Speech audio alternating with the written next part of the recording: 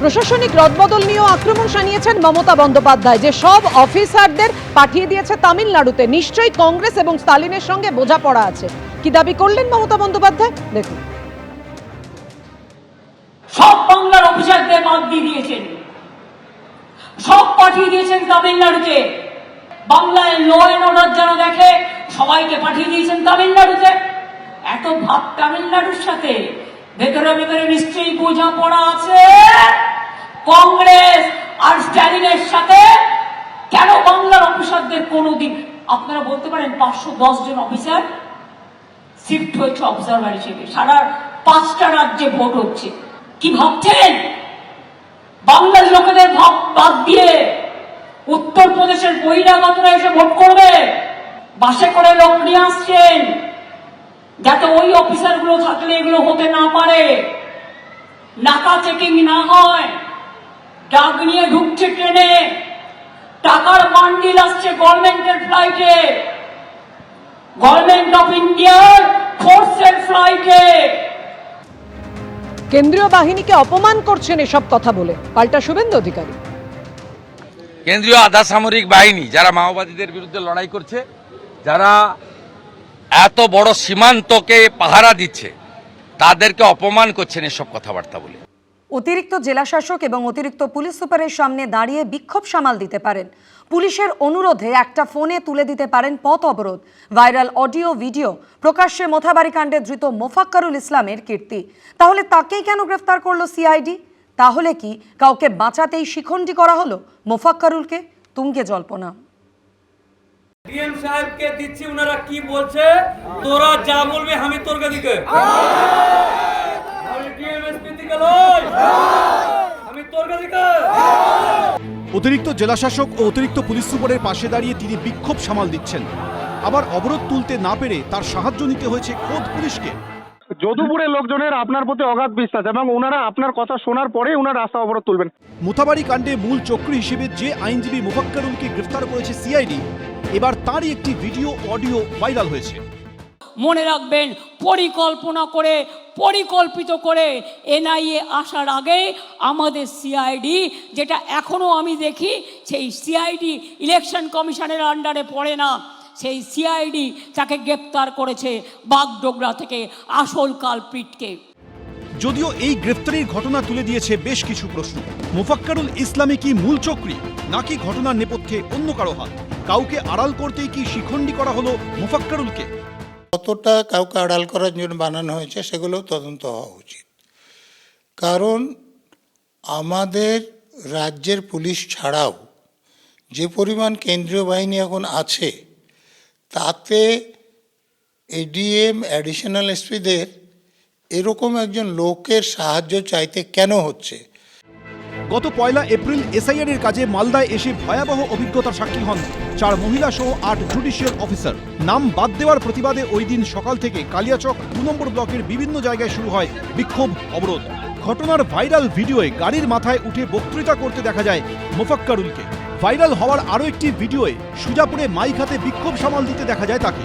তখন তার পাশে দাঁড়িয়ে এডিএম শেখ আনসার আহমেদ এবং এএসপি মকসুদ হোসেন। ভিতরে যে চা খাইনি চেপেছি, সারাদিন এ তো টায়ারে ওই রাস্তা প্রকল্পে আসি, তো লাভ কি হচ্ছে না? ডিএম সাহেব এসে আর এই এসপি সাহেব এসে কি বলছে আগে স্পিনারে, তোরা যেটা কবি সেটা হবে।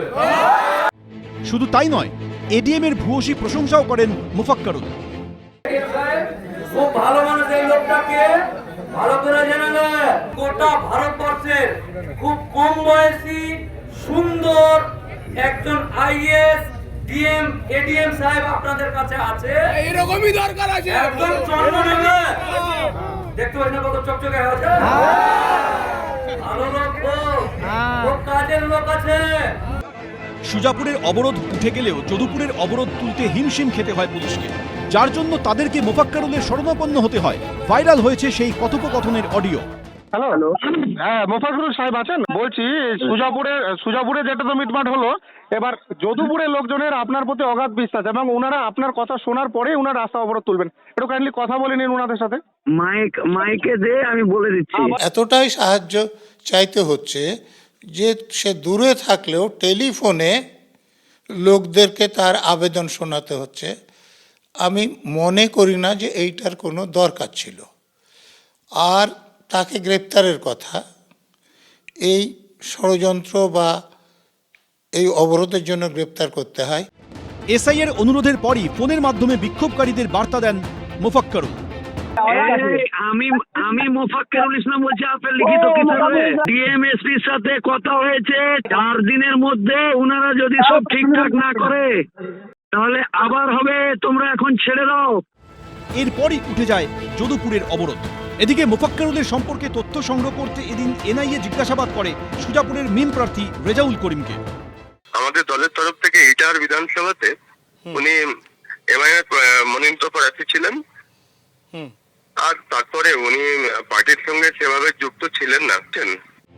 নির্বাচন কমিশন সূত্রে খবর, এসআইআর নিয়ে 31শে মার্চ থেকে মালদার আইন শৃঙ্খলা পরিস্থিতি সঠিকভাবে মোকাবিলা করতে না পারা এবং কর্তব্য পালনে ব্যর্থ হওয়ায় অতিরিক্ত জেলাশাসক শেখ আনসার আহমেদকে শোকজ করা হয়েছে। পার্থপ্রতিম ঘোষ, সন্দীপ সরকার, আবির দত্ত, এবিপি আনন্দ। আর অন্যদিকে গতকাল মালদায় মমতা বন্দ্যোপাধ্যায়ের কপ্টারের সামনে ড্রোন ওড়ানোর অভিযোগে 3 জনকে গ্রেফতার করা হলো। ধৃতদের দাবি তৃণমূলের প্রচারের জন্য প্রয়োজনীয় ভিডিও রেকর্ড করতেই ড্রোন উড়িয়েছিলেন তারা। গ্রেফতারের 24 ঘন্টার মধ্যেই তারা জামিন পেয়ে যান।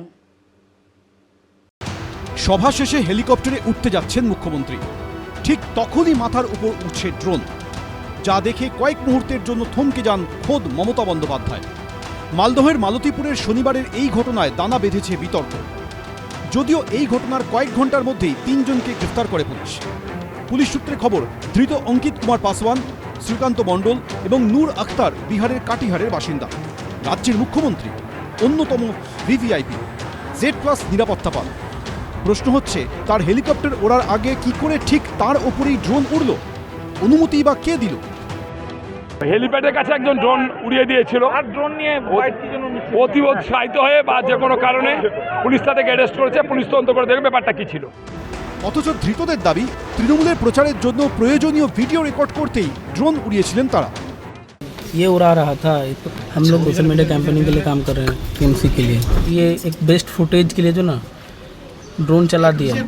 পুলিশ সূত্রে খবর, গ্রেফতারির 24 ঘন্টার মধ্যেই জামিন পেয়ে যান ধৃতরা। এই অবস্থায় গোটা ড্রোন কাণ্ড নিয়ে কটাক্ষ করতে ছাড়েনি বিজেপি। মুখ্যমন্ত্রীর নাটক, এই কদিন আগে উনি আকাশে ছিলেন, তখন ঝড় উঠেছিল, ভাগ্যিস বলেনি এটাও কেন্দ্রের ষড়যন্ত্র। ওনার মাথার ঠিক নেই, ওনার একটা ভালো চিকিৎসা প্রয়োজন। মুখ্যমন্ত্রীর নিরাপত্তাটাই আমাদের কাছে বড় প্রশ্ন। কে কি বলছেন তার উপর আমরা ভিত্তি করে বিষয়টি নেই। মুখ্যমন্ত্রী নিজে আশঙ্কা প্রকাশ করেছেন, সেটাই আমাদের কাছে বড় কথা। গত সপ্তাহে পাণ্ডবেশ্বরে সভা করে ফেরার পথে দুর্যোগের কবলে পড়ে মুখ্যমন্ত্রীর বিমান। প্রায় 1.5 ঘন্টা আকাশে চক্কর কাটার পর কলকাতা বিমানবন্দরে নিরাপদে অবতরণ করে সেটি। সেই বিতর্কে রেশ কাটতে না কাটতেই এবার মুখ্যমন্ত্রীর হেলিকপ্টারের উপর ড্রোন ওড়াকে কেন্দ্র করে বিতর্ক দানা বাঁধল। সোমক লাহিড়ী, সত্যজিৎ বৈদ্য, এবিপি আনন্দ। এবিপি আনন্দ, এগিয়ে থাকে, এগিয়ে রাখে।